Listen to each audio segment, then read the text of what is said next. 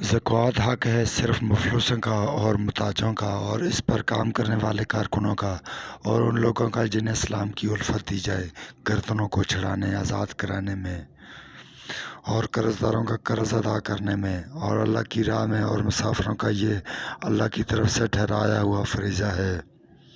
اور اللہ علم والا، حکمت والا ہے۔ اور ان میں سے بعض لوگ نبی کو صلی اللہ علیہ وسلم کو ستاتے ہیں اور کہتے ہیں یہ تو کان ہے، کانوں کا کچا۔ آپ کہہ دیں کان تمہاری بھلائی کے لیے ہے۔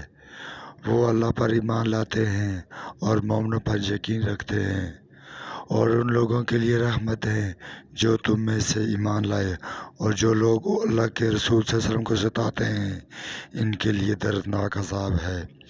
وہ تمہارے سامنے اللہ کی قسمیں کھاتے ہیں تاکہ تمہیں خوش کریں، اور اللہ اور اس کے رسول صلی اللہ علیہ وسلم کا زیادہ حق ہے کہ وہ انہیں خوش کریں اگر وہ ایمان والے ہیں۔ کیا وہ نہیں جانتے کہ جو مقابلہ کرے گا اللہ کا اور اس کے رسول صلی اللہ علیہ وسلم کا، تو بے شک اس کے لیے دوزخ کی آگ ہے، وہ اس میں ہمیشہ رہیں گے، یہ بڑی رسوائی ہے۔ منافقین ڈرتے ہیں کہ مسلمانوں پر کوئی ایسی صورت نازل نہ ہو جائے جو ان مسلمانوں کو جتا دے جو ان منافقوں کے دلوں میں ہے۔ آپ صلی اللہ علیہ وسلم کہہ دیں تم ٹھٹھے ہنسی مذاق کرتے رہو، بے شک تم جس سے ڈرتے ہو اللہ اسے کھولنے والا ہے، کھول کر رہے گا۔ اور اگر تم ان سے پوچھو تو وہ ضرور کہیں گے ہم صرف دل لگی اور کھیل کرتے ہیں۔ آپ صلی اللہ علیہ وسلم کہہ دیں کیا تم اللہ سے اور اس کے کی آیات سے اور اس کے رسول صلی اللہ علیہ وسلم سے ہنسی کرتے تھے؟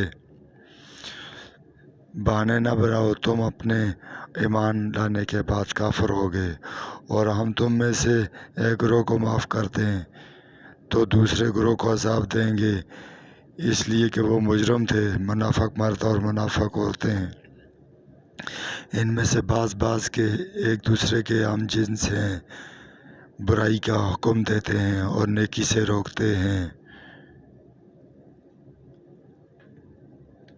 اور اپنے ہاتھ مٹھیاں خرچ کرنے سے بند رکھتے ہیں۔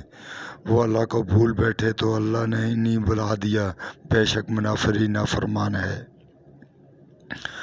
اللہ نے منافق مردوں اور منافق عورتوں اور کافروں کو جہنم کی آگ کا وعدہ دیا ہے، اس میں ہمیشہ رہیں گے، وہی ان کے لیے کافی ہے۔ اور ان پر اللہ نے لعنت کی اور ان کے لیے ہمیشہ رہنے والا عذاب ہے، جس طرح وہ لوگ جو تم سے قبل وہ تم سے بہت زور والے تھے قوت میں اور زیادہ تھے مال میں اور اولاد میں، سو انہوں نے اپنے حصے سے فائدہ اٹھایا، سو تم اپنے حصے سے فائدہ اٹھا لو جس سے انہوں نے اپنے حصے سے فائدہ اٹھایا۔